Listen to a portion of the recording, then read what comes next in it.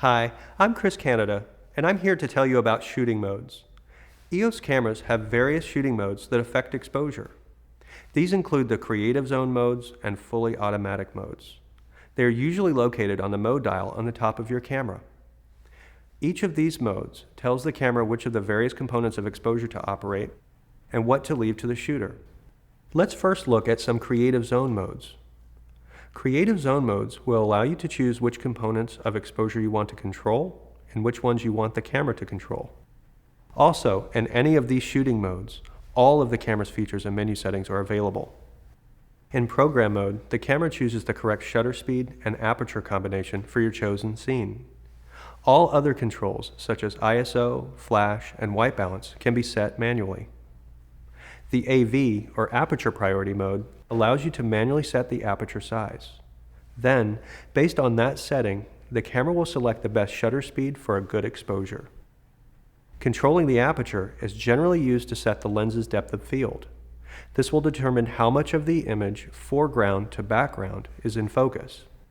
To increase your depth of field and allow more things to be in focus, make sure you set your aperture to a higher f number.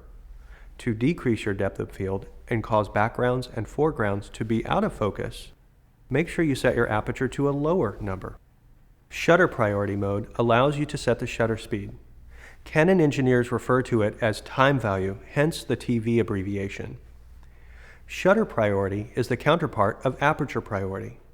Based upon the shutter speed selected, the camera will automatically set the best aperture for correct exposure.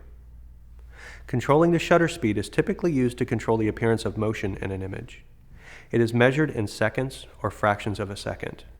A higher speed, such as 1/500th or 1/1000th of a second, is often used to stop action, creating a sharp image. Slower shutter speeds, such as 1/30th or 1/8th of a second, may be used to create intentional subject blur and give the appearance of motion. In manual mode, you have a complete control of exposure, selecting both aperture and shutter speed manually. This allows you to determine both settings based on shooting conditions. It also allows for more creative effects that cannot be achieved in either of the priority modes. Unlike any of the previously mentioned automatic exposure modes, once the camera is set to a specific combination of shutter speed, aperture, and ISO, exposure won't change or shift even during a continuous shooting sequence.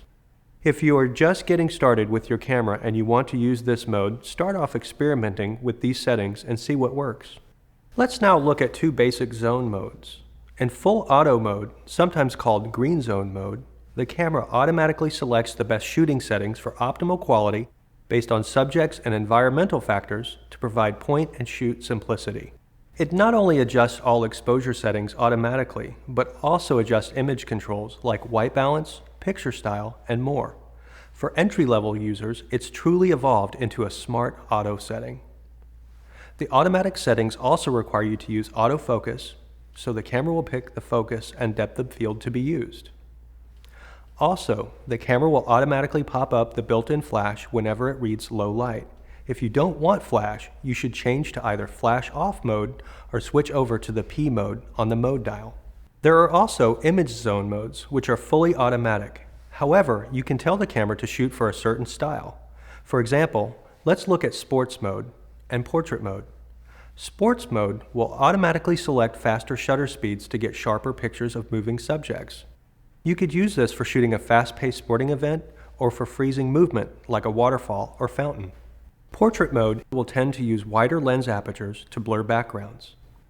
The blurring of the background details will allow your subject to stand out from the background more. It is still fully automatic exposure, so once the mode dial is set here, just focus and shoot. Other examples of image zones are landscape, close-up, and night portrait. Thanks for watching. Be sure to watch our other videos for more great information.